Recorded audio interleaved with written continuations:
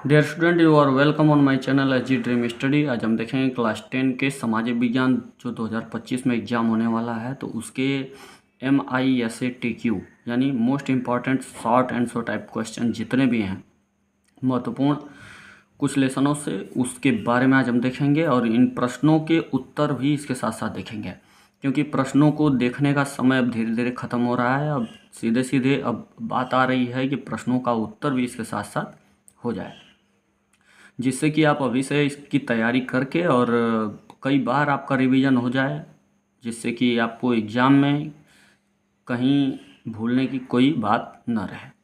तो चलिए बिना समय बिताए हम चलते हैं अपने क्वेश्चन पे। तो इसमें पहला प्रश्न है, ये आपका इम्पोर्टेंट में मोस्ट इम्पोर्टेंट में ये है कि फ्रांस की क्रांति कब हुई और इसका मुख्य कारण क्या था। तो आपको बता दें कि फ्रांस की क्रांति 1789 यानी 1789 ईस्वी में हुई और लुई 16वें के शासनकाल में हुई थी।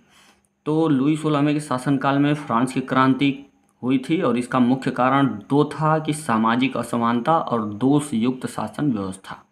सामाजिक असमानता में आपको बता दें तो यह जो थी फ्रांस की क्रांति का मुख्य कारण था सामाजिक असमानता, क्योंकि समाज दो वर्गों में बंट चुका था। पहला वर्ग ये था कि उसमें कुलीन वर्ग थे और पादरी वर्ग था।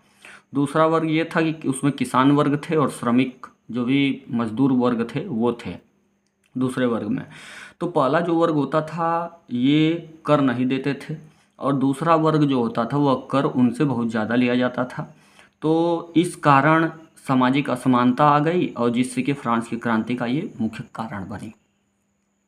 आगे जो प्रश्न है वो जो पॉइंट है वो है दोष युक्त शासन व्यवस्था, जो दूसरा कारण था इसका फ्रांस की क्रांति होने का दूसरा कारण था। तो इसमें दूसरे कारण में आपका ये है कि दोष युक्त शासन व्यवस्था में क्या है कि राजा देश का प्रधान था, जो वास्तु के अनुसार आचरण करने वाला था।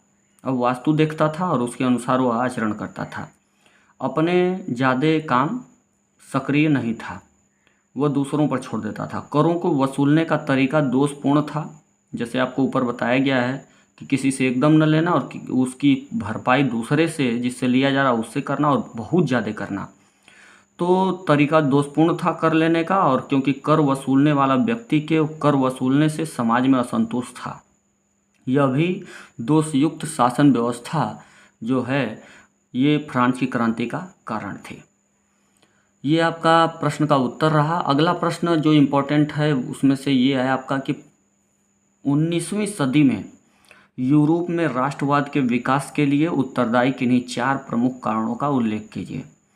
तो इसमें चार कारण आपको बताने हैं किसके लिए, यूरोप में राष्ट्रवाद के विकास के लिए जो चार कारण उत्तरदायी थे 19वीं शताब्दी में, तो उसमें आपको बताना है। तो चार कारण ये आपके चार कारण में से पहला कारण है कि उदारीकरण। उदारीकरण जो था उदारीकरण में है कि यह जो उदारीकरण है यह समाज में व्यक्ति की स्वतंत्रता और सभी के लिए समान कानून का वकालत करता था। कौन? उदारीकरण। तो वो ये समाज में सबको यानी एक समान मानता था, किसी से भेदभाव नहीं, सभी को स्वतंत्र मानता था, और अगर अगर गुलाम तो सभी को गुलाम मानता था। तो उदारीकरण इसमें से था। दूसरा ये कारण था कि फ्रांसीसी क्रांति का प्रभाव पड़ा। तो इस क्रांति के कारण यानी फ्रांसीसी क्रांति के कारण विश्व में जनतंत्र का प्रसार किया, यानी इस क्रांति के कारण विश्व में जनतंत्र का प्रसार हुआ, यानी जनतंत्र का प्रसार जो था वह उत्पन्न हुआ, लोग एक दूसरे से जुड़े। और तीसरा कारण ये था कि औद्योगिकरण और मध्य वर्ग का प्रभाव। देखिए इसमें क्या था कि इस का प्रभाव ये था कि इससे क्या हुआ कि यूरोपीय देश जो थे में उसमें औद्योगिक श्रमिक यानी जो उद्योग में काम करने वाले, कारखानों में काम करने वाले मजदूर, व्यवसायी जो थे और सेवा क्षेत्र के लोगों, ऐसे तीन मुख्य क्षेत्र जैसे यानी इनके जैसे औद्योगिक श्रमिक हैं, व्यवसायी हैं, सेवा क्षेत्र के लोग हैं, तो जैसे ऐसे लोग नए सामाजिक समूहों को अस्तित्व में आना हुआ। यानी कि ऐसे तीन समाज के जो लोग हैं उन लोगों का अस्तित्व शुरू हुआ, यानी वो लोग अस्तित्व में आए। कहाँ? यूरोपीय देशों में, जिससे कि यूरोप में राष्ट्रवाद का विकास हुआ। आगे जो अगला पॉइंट है वो यह है कि रोमानीवाद का प्रभाव पड़ा। चौथा कारण, यह समाज में एक लयात्मक यानी एक लय से साहित्यिक व बुद्धिवादी एवं राष्ट्रवादी भावनाओं के एक मुख्य रूप का विकास करना चाहते थे। यानी एक भावना थी, राष्ट्रवादी भावना और बुद्धिवादी भावना और साहित्यिक और एक लयात्मक, यानी ये सारी चीज़ें समाज में एक समान रूप से विकास करना चाहते थे। तो इसे रोमानीवाद का प्रभाव इस पे पड़ा, जिससे कि यूरोप में राष्ट्रवाद का उदय हुआ। यही 4 कारण थे। आगे जो प्रश्न है वो है कि जर्मनी के एकीकरण की प्रक्रिया का वर्णन कीजिए। तो जर्मनी में जो था वो मध्यवर्गीय लोगों के बीच राष्ट्रवादी भावनाएं जो थीं वो व्यापक थीं, यानी बहुत ज़्यादा बढ़ चुकी थी। और प्रसा के प्रमुख मंत्री जो था, जिसका नाम था ऑटो वान बिस्मार्क, इसको राष्ट्रीय एकीकरण के आंदोलन का जनक माना जाता है। क्यों? क्योंकि यानी ऑटो वान बिस्मार्क ने प्रसा की सेना और नौकरशाहों की सहायता ली थी, और इसके कारण एकीकरण की मुख्य घटनाएं आगे बताई जाएंगी। तो किस लिए इसे जनक माना जाता था राष्ट्रीय एकीकरण के आंदोलन का? क्योंकि इसने क्या किया था, प्रसा की सेना और नौकरशाहों की सहायता ली थी। तो इसमें क्या है कि जैसे ये घटनाएं कौन कौन है, जैसे डेनमार्क हुआ, ऑस्ट्रिया हुआ और फ्रांस के साथ 7 वर्षों तक लड़ा गया युद्ध, और ये इसके साथ जो युद्ध लड़ा गया तो उसमें प्रसा की जीत हुई और एकीकरण की प्रक्रिया शुरू हो गई। यानी तीनों के साथ 7 वर्ष तक युद्ध लड़ा गया। प्रसा ने युद्ध लड़ा, ऑटो वान बिस्मार्क उसका मंत्री था, तो उसने उसी के नेतृत्व में युद्ध लड़ा गया और उससे जीत हुई। तो 7 वर्ष बाद तो एकीकरण की प्रक्रिया जो थी वह शुरू हुई। 18 जनवरी 1871 में वर्साय के महल में प्रसा के महत्वपूर्ण मंत्री जो थे उन लोगों की बैठक हुई, और जिसमें विलियम प्रथम की अध्यक्षता में नए जर्मन साम्राज्य की घोषणा की गई कि अब एक नया जर्मनी का साम्राज्य स्थापित होगा। नए राज्य में जर्मनी में मुद्रा हुआ, चाहे बैंकिंग हुआ, चाहे न्यायिक प्रणाली या कानून प्रणाली जो भी है, उसके आधुनिकीकरण पर बल दिया गया। यानी इसको जब नया साम्राज्य स्थापित हो गया, जर्मनी का एकीकरण हो गया, तो इस तरीके से जो मुद्रा वहाँ की थी, बैंकिंग व्यवस्था थी और न्यायिक या कानून प्रणाली जो थी, उसके आधुनिकीकरण मतलब नए नए नियमों पर बल दिया गया, जिससे कि एक नया समाज का निर्माण हो। आगे कह रहा है कि प्रश्न 4, चौथा महत्वपूर्ण प्रश्न यह है कि भारत छोड़ो आंदोलन के किन्हीं 3 कारणों का उल्लेख करना है। तो इसके 3 कारण मुख्य ये हैं कि पहला कारण ये है कि इसका कारण जो था वह ये था कि क्रिप्स मिशन की समाप्ति। क्या कारण था इसका, भारत छोड़ो आंदोलन का? क्रिप्स मिशन समाप्त हुआ और मिशन के किसी निर्णय पर न पहुंचना था। यानी ये जो क्रिप्स मिशन समाप्त हुआ, यह किसी निर्णय पे ऐसा नहीं पहुंचा था, तो इसी कारण क्या हुआ, भारत छोड़ो आंदोलन शुरू हुआ, किसी निर्णय पे नहीं पहुंचा था। आगे जो दूसरा कारण ये था कि भारतीय जनता के बीच, यानी भारत की जनता के बीच ब्रिटिश विरोधी भावना और पूर्ण स्वतंत्रता की मांग ने लोकप्रियता हासिल कर ली थी। यानी सभी लोग चाहते थे कि स्वतंत्र हो जाएं और ब्रिटिश सरकार का विरोध हो, क्योंकि ये उचित नहीं था कि इसका साथ दिया जाए। तो आगे ये था, तो इस कारण भी भारत छोड़ो आंदोलन शुरू हुआ। आगे ये है कि तीसरा कारण ये था कि अनेक कांग्रेस से जो भी कांग्रेस से संबंध यानी विभिन्न निकायों के नेतृत्व में 2 दशक से चल रहा था। यानी कि जो कांग्रेस का संबंध था वह विभिन्न निकायों के नेतृत्व में 2 दशकों से चल रहा था संबंध, और जन आंदोलन में इस आंदोलन के लिए पृष्ठभूमि निर्मित कर दी थी। यानी लोगों के बीच में इस आंदोलन के लिए एक बन गया था कि ये आंदोलन जो है भारत छोड़ो आंदोलन हमें करना है। क्यों? क्योंकि ये आपको बता रहा है कि 2 दशक से ये काम चल रहा था अलग अलग स्थानों पर, किसके, कांग्रेस से संबंधित विभिन्न स्थानों पर ये काम चल रहा था, जिससे कि आगे आंदोलन किया गया, भारत छोड़ो आंदोलन। तो ये आप जान गए कि सबके अंदर एक भावना जागृत हो गई थी स्वतंत्र होने की और ब्रिटिश का सरकार का विरोध करने की, और क्रिप्स मिशन का कोई मतलब नहीं निकला, इसकी समाप्ति हुई, कोई मतलब नहीं निकला, कोई सही निर्णय नहीं निकला। तो इस कारण भी, और आंदोलन तो अंदर अंदर 2 दशकों से चल ही रहा है। तो इसका कारण क्या हुआ, भारत छोड़ो आंदोलन शुरू हुआ। आगे है कि भारत के स्वतंत्रता संघर्ष में गांधी जी के योगदान का मूल्यांकन करना है। तो गांधी जी का क्या योगदान था, तो इसमें देखिए, ब्रिटिश शासन के विरुद्ध, यानी ब्रिटिश सरकार के विरुद्ध जो सत्याग्रह जन आंदोलन का एक जो सत्याग्रह था, वह गांधी जी का सत्याग्रह, वो जन आंदोलन का एक अहिंसावादी ढंग माना जाता था। यानी सत्याग्रह कैसा आंदोलन था, अहिंसावादी। इसमें किसी प्रकार की हिंसा नहीं करना था, बस विरोध करना था किसका, जो ब्रिटिश सरकार थी, अंग्रेजी सरकार थी, उसका विरोध करना था। और गांधी जी ने सत्याग्रह और अहिंसा का बहुत अच्छा इस्तेमाल किया, बहुत बखूबी प्रयोग किया इसका, सत्याग्रह का, बुद्धि से। अब आगे देखिए, पहला जो इसका था क्या योगदान इनका गांधी जी का, वो था कि गांधी जी ने दक्षिणी अफ्रीका में क्या किया कि सत्याग्रह की तकनीक का सफल प्रयोग किया। दक्षिण अफ्रीका में आप जानते हैं कि इन्होंने दक्षिण अफ्रीका में ही मन बना लिया था कि हम क्या करेंगे, ब्रिटिश सरकार का विरोध करेंगे, यह सरकार सही नहीं है। तो हमारे देश पर ऐसे लोगों का राज नहीं होना चाहिए। और आगे ये है कि 1916 में गांधी जी जो थे वह चंपारण के किसानों का न्याय दिलाने के लिए, चंपारण के किसानों को न्याय दिलाने के लिए संघर्ष उन्होंने किया। और सरकार को, यानी जो ब्रिटिश सरकार थी, अंग्रेजी सरकार थी, उसको 1918 में चंपारण के किसानों के कल्याण के लिए एक अधिनियम पारित करना पड़ा।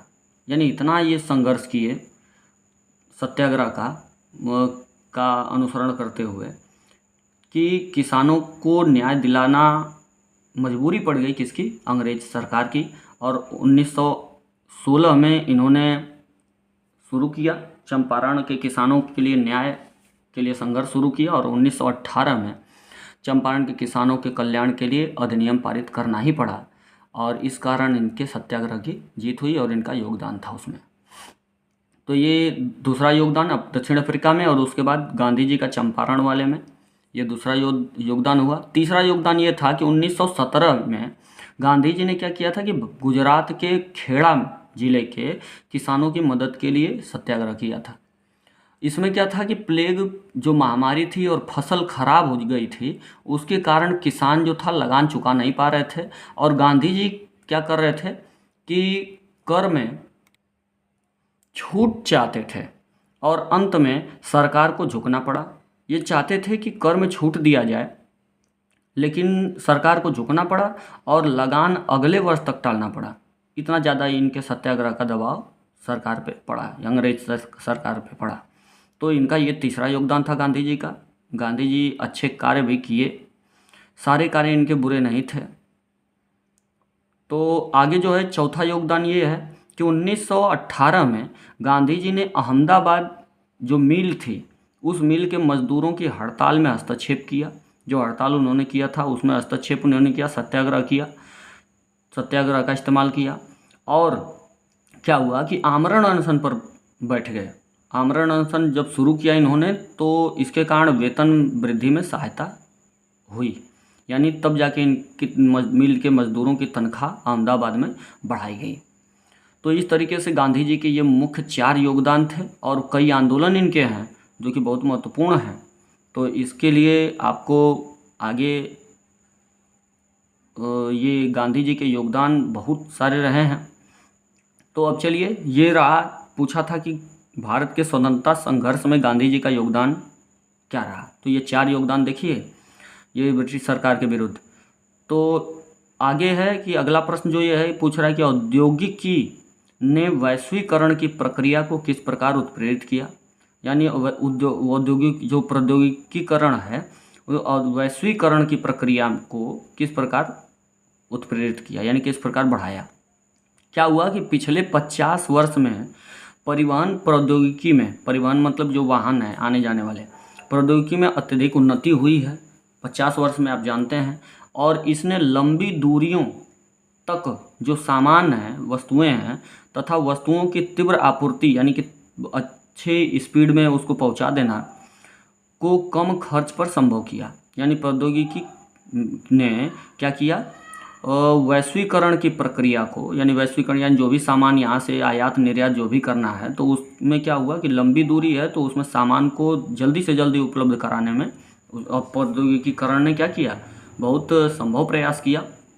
और आगे ये है जो कि कह रहा है कि सूचना और संचारण यानी इंफॉर्मेशन एंड टेक्नोलॉजी, संचारण प्रौद्योगिकी का उपयोग विश्व में एक दूसरे से संपर्क करने के लिए और सूचनाओं को तत्काल प्राप्त करने और दूर के क्षेत्रों से संवाद करने से किया जाता है। यानी प्रौद्योगिकीकरण का क्या फ़ायदा है कि जो संपर्क करना है, एक दूसरे से सूचनाओं का प्रसार करना है और दूर के क्षेत्रों में बातें करनी है, तो ये जाकर संभव हो सकता था, तो इसमें भी इसने क्या किया, यातायात के साथ साथ इसमें भी बहुत फ़ायदा हुआ। इनसे सबसे तेज़ इस प्रक्रिया को प्रेरित किया। यानी प्रौद्योगिकीकरण जो थी इसने सबसे तेज़ इसी प्रक्रिया को, किसको, सूचना और संचार प्रौद्योगिकी का प्रयोग सबसे तेज़ी से हुआ। तो इसमें इसका जो था ये योगदान था, प्रक्रिया ये थी, वैश्वीकरण की प्रक्रिया ऐसे शुरू हुई। और आगे जो अगला प्रश्न है वो ये है 7वां प्रश्न कि भारतीय अर्थव्यवस्था पर वैश्विक आर्थिक महामंदी के तीन परिणामों का उल्लेख कीजिए। तो भारतीय अर्थव्यवस्था पर जो वैश्विक आर्थिक महामंदी का 3 परिणाम जो हुआ, 3 क्या नतीजा निकला, उसका उल्लेख करना है कि क्या भाई उसका असर पड़ा। तो उसके बारे में तो पहला ये है कि इसके कारण क्या हुआ, यानी जो वैश्विक आर्थिक महामंदी थी इसका पहला परिणाम क्या निकला, पहला रिजल्ट, कि इसके कारण भारत के आयात व निर्यात का अर्धपतन हो गया, यानी आधा पतन हो गया।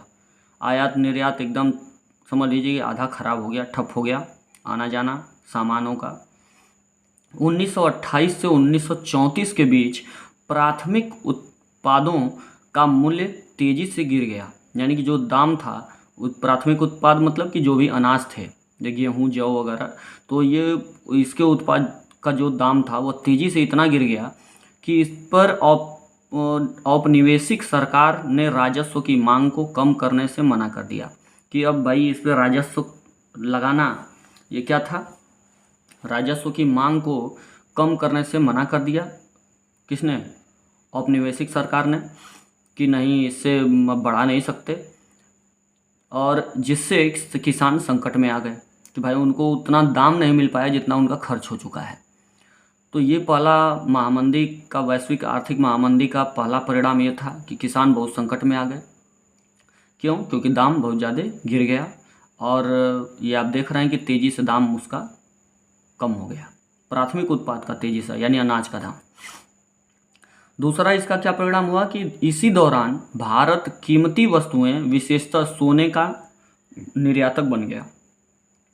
तो सोना भी भेजने लगा भारत, तो क्योंकि अन्य चीज़ों का सामान तो कम हो गया तो कैसे निर्वहन हो, तो इसके सोने का निर्यातक भारत बन गया। इसी बीच कीमती वस्तुएं बेचने लगा क्योंकि बाकी वस्तुओं का दाम तो भाई बहुत ज़्यादा गिर गया। और तीसरा ये था कि वैश्विक आर्थिक व्यवस्था को वैश्विक रूप से बढ़ावा मिला। वैश्विक आर्थिक व्यवस्था को वैश्विक रूप से यानी विश्व स्तर पे बढ़ावा मिला और जिससे जो भारतीय किसानों को कम लाभ मिला, किसानों को तो बहुत कम लाभ मिला और किसानों की दशा खराब हो गई। तो वैश्विक रूप से बढ़ावा मिला तो भाई अब देखिए इसका क्या हुआ कि किसान कमज़ोर पड़ गए, इनकी दशा खराब हो गई और नियमित कमाई वाले लोगों को मूल्य के गिरने के कारण कम समस्या हुई। जो नियमित लोग कमाई करते थे उनके पर समस्या कम थी, लेकिन जो किसान थे इनकी नियमित कमाई होती नहीं है, तो इस कारण क्या हुआ कि इनके पर सबसे ज़्यादा इनकी बुरी दशा हो गई। और 1934 में गांधी जी ने सविनय अवज्ञा आंदोलन शुरू कर दिया। किसके कारण, वैश्विक आर्थिक महामंदी के कारण। तो ये जो थे ये 3 परिणाम उसके हुए, जिससे कि ये 3 असर पड़ा किस पे। तो आर्थिक व्यवस्था जो थी, वैश्विक आर्थिक व्यवस्था थी, इसका असर पड़ा। कीमती वस्तुएं बेचना पड़ा, और क्योंकि जो प्राथमिक उत्पाद थे उसके दाम बहुत गिर गए, और किसानों पर सबसे ज़्यादा असर पड़ा। तो इसी तरह से हम आपको प्रश्न के जो उत्तर हैं वो देते रहेंगे, और आप जो हैं, हमें आशा है कि आप ये वीडियो आपको बहुत अच्छा लगा होगा, और जिससे कि आप इस चैनल को बहुत ज़्यादा एक्टिव रहेंगे, और जो भी देंगे हम क्वेश्चन के उत्तर महत्वपूर्ण प्रश्नों के, वो आप ज़रूर तैयार करेंगे। और इससे ये वीडियो अगर आपको अच्छा लगा हो तो इस चैनल को सब्सक्राइब करें और अपने दोस्तों से शेयर करना न भूलें।